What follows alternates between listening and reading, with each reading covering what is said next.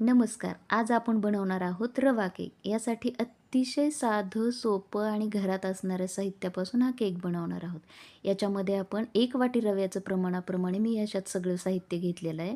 या ठिकाणी मी 1 वाटी रवा, पाऊण वाटी तेल, 1 वाटी साखर, 1 वाटीभर दूध आणि दही अशा प्रमाणात हे सगळं साहित्य घेतलं आहे. त्याबरोबरच काही ड्रायफ्रुट्स घेतलेले आहेत. तर आपल्याला सर्वप्रथम काय करायचं आहे, तर रवा हा बारीक करून घ्यायचा आहे. रवा आणि साखर मी एकदाच बारीक केलेला आहे आणि या ठिकाणी मी भांडेही जास्त घाण केलेले नाहीत. फक्त आपण एका मिक्सरच्या भांड्यामध्ये हे सगळं साहित्य करून घेणार आहोत.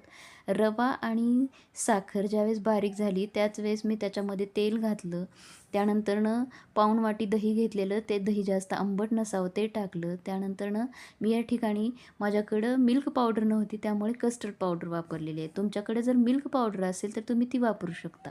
आणि दूध थोडंसं कमी वाटत होतं म्हणून वरतून मी थोडंसं दूधही टाकलेलं आहे. इकडं आपण ज्या टीनमध्ये केक बनवणार आहोत त्यामध्ये थोडंसं मैदा आणि तेल लावून घ्यायचं, कारण खाली केक चिटकणार नाही. तोपर्यंत हे मिश्रण छान असं फेटून घ्यायचं आहे.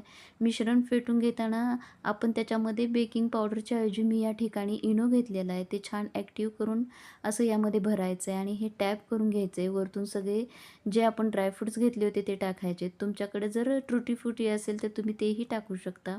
आणि अशा पद्धतीनं केक बनवायच्या अगोदर मी या ठिकाणी एक 15 मिनटं आधी कढई प्रीहीट होण्यासाठी ठेवली होती आणि यामध्ये आता हा केक आपण ठेवणार आहोत आणि 45 मिनिट आपल्याला हा केक त्याच्यातून जराही वाफ नाही जाणार अशा ह्याच्यात प्रीहीट करण्यासाठी आपल्याला ठेवायचं आहे आणि त्याचं झाकण सारखं काढायचं नाही.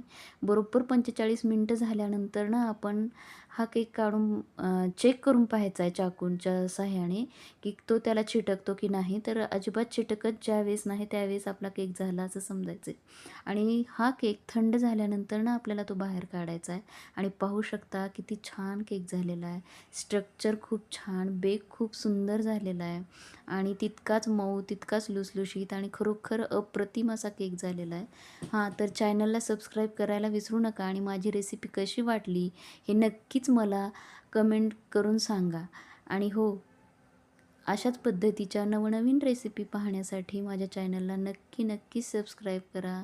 बाय. कसा वाटला केक नक्की सांगा. Thank you.